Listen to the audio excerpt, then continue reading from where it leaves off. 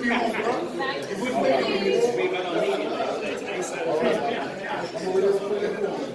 him up now, but he's going to wait for you.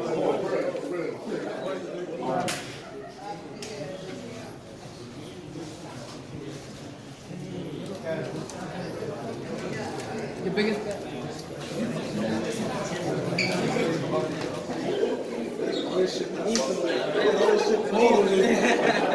Oh yeah, you know.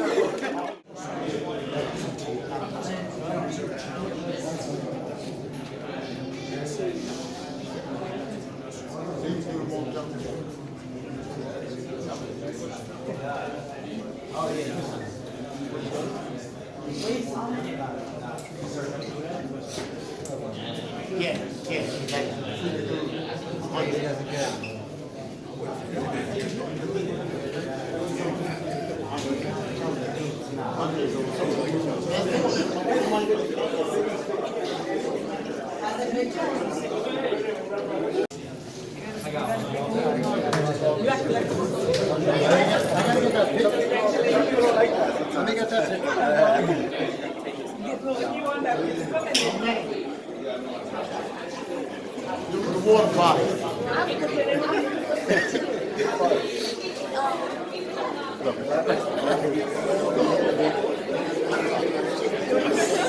You know, I'm starting over.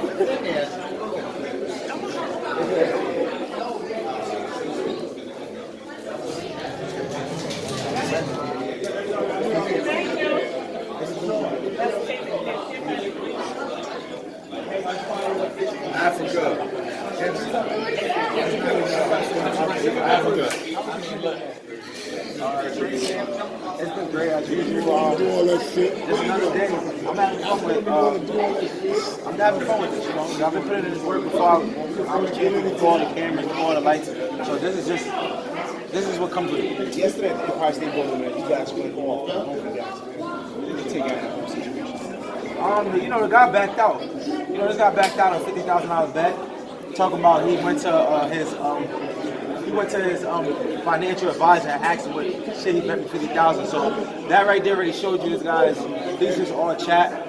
He was saying since he got out of the ring of his last fight for me not to run.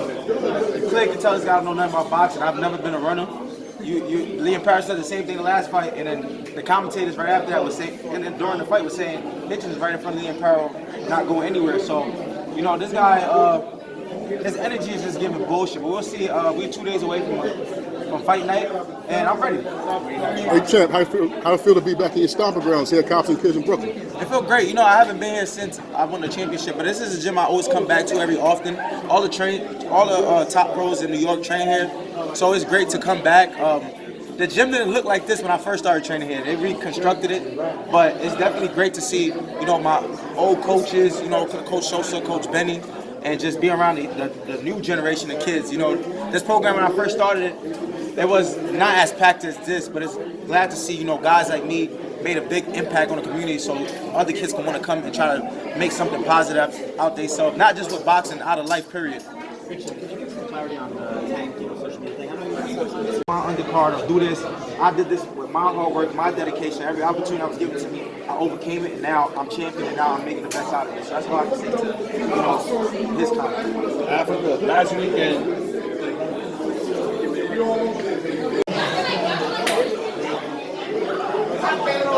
So can I get an autograph? What's up, bien, man? Está bien. Ready for a fight, eh? Bien, bien. Sí, seguro, man.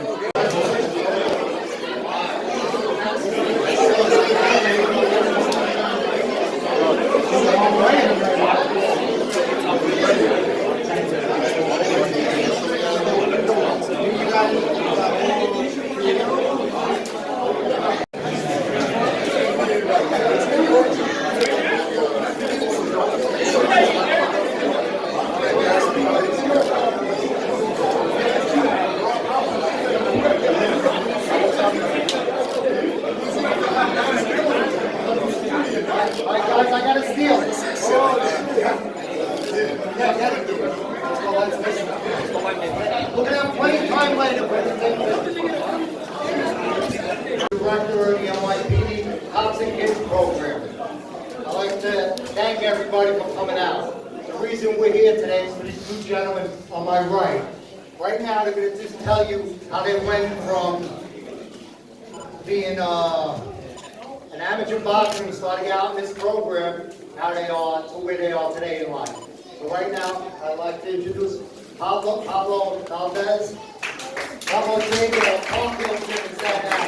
Yes, we do have a gym and sat down. Pablo. How you doing, man? Good, man. Blessed to be here. So I started Cops&Kids at Park Hill. This program is an amazing program. As everybody know, I went away. I did 8 years. Listen up, guys. Everybody know I went away. I did 8 years. I made a mistake, you know. And I'm here to give back. And I'm letting y'all know, y'all get in trouble, don't stop. Keep looking forward, keep coming. Look at me. I came home from doing 8 years. The key is to stay in the gym. What happened when you left the gym? When I left the gym, I got in trouble. I started meeting the wrong people, and it cost my mistake. It cost me a big mistake. So, pay my dues. I'm here to get back to y'all and show y'all that I want y'all.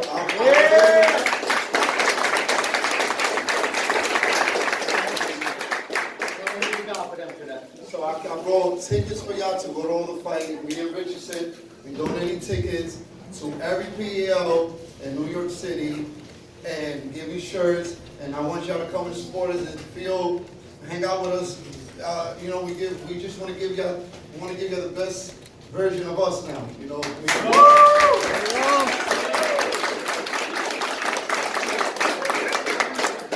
was the best programs you could say. I came up with Louis Collazo, Oli Managi, Danny Jacobs, Curtis Stevens, Saddam Lee. I came home, we got the future, Richardson. You know, this gentleman right here is one of the guys when I came home 2016, helped me when he was 1-0, helped me and told me, keep going, we should spar every day. In 2017, I told him, you're going to be a world champ, and look at him now. Oh.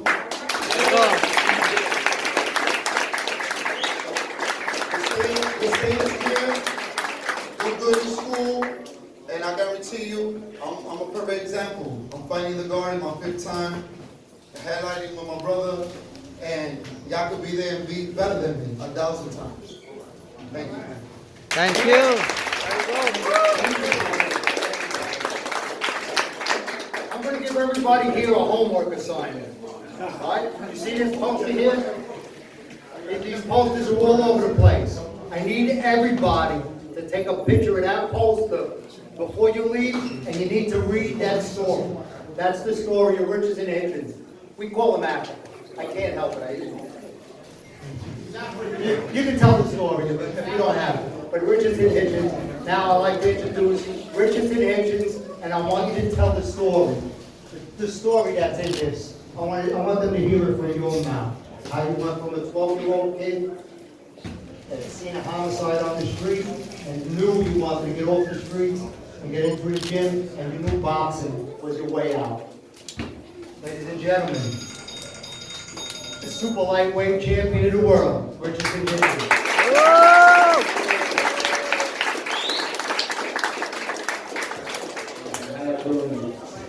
Good, man. Honestly, I feel like this story and just me telling you about my whole life, and keep me getting to this point, get me chilled, because it's been a long road. And I can specifically remember, you know, a kid. Is it good? I can specifically remember, you know, me being a 12-year-old kid, and I was living right here in Crown Heights, and I just was always bad. I always wanted to fight in the street, and I didn't really know like what I wanted to do to myself. I didn't want to box. I just wanted to learn how to beat somebody up in the street. And somehow I just YouTube free boxing gyms. And at that time, at that particular time, this was the first gym in New York City that was free. It just opened like 3 months ago. It was the only gym in New York City that was free. So I YouTubed it and I seen Coach Sosa's son hitting the pads. I never even seen the pads. I'm like, this looks so cool. And I came to the gym, and the girl told me my first boxing move, and I said, I'm not coming back here. And then I came again, and Sosa, I came up to him, I said, can I do that with you? Can I do pads? He looked at me with the meanest face. I I turned back around, I hear somebody calling my name. Africa. I said, who this guy talking to? He said, come here. He started showing me the first steps, my feet. He started showing me how to use my feet. And I remember 3 weeks after that, his brother Jimmy came into the gym. He was like, look at this kid. This kid's a natural. He's so talented. Look at him. And I'm like, what is he talking about? Like, okay, but he seen the talent from the young kid. And, you know, I started seeing all the young kids in this gym, B-Hop, Shoo, all these guys coming back to the gym with trophies and belts. And I said, I want to compete. I want to learn how to do that. So they took me up to the Bronx.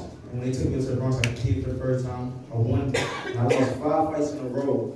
I told Sosa, I told Shoo, I said, I don't want to box anymore. I was crying. I lost to the same guy 3 times in a row. I said, I don't want to box. This story felt like yesterday. And I said, you know what? I'm gonna keep giving it a try. Kept giving it a try. And this is the pivotal moment in my life. At that particular time, Pat in the gym was funding all the kids that was here performing, because I was kind of one of the kids that came a few months later, and it was funding them to go away to tournaments. And I said, Pat, I want to go away to a tournament. But you know, Pat was like, I can't do it. I said, okay, I'm gonna show him I'm serious about boxing. I was 14.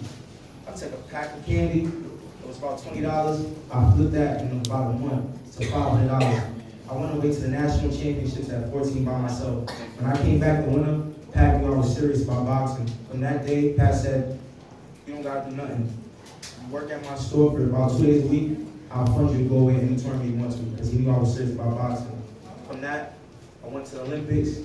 From the Olympics, I knew that I wanted to be, you know, champion. And I remember at that time, at 13 years old, I remember it was such a big deal when Marcus Brown made it to the Olympics. It was something like this, so big. And I was like, why is this guy so important for going to the Olympics? I said, you know what?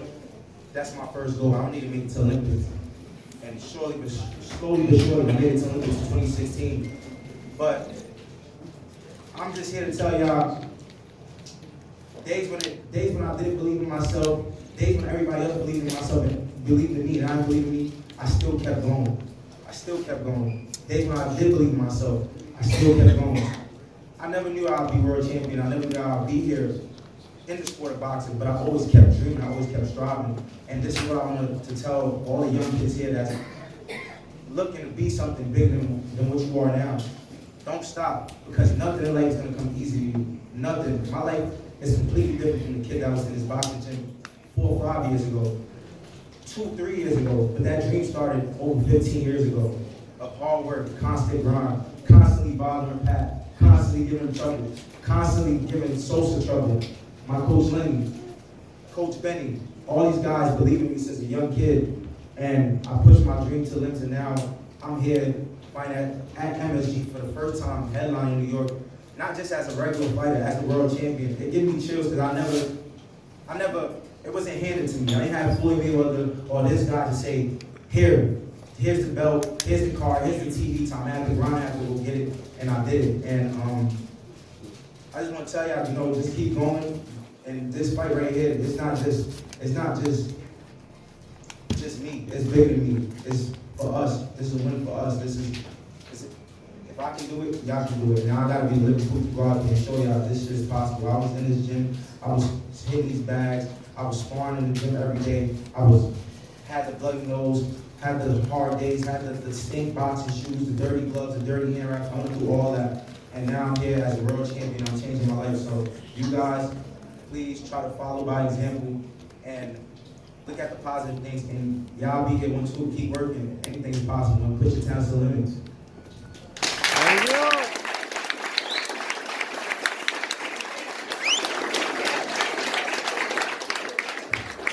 Everybody that follows Hitchins' career know that he has a badass jab. Probably one of the best jabs in boxing right now.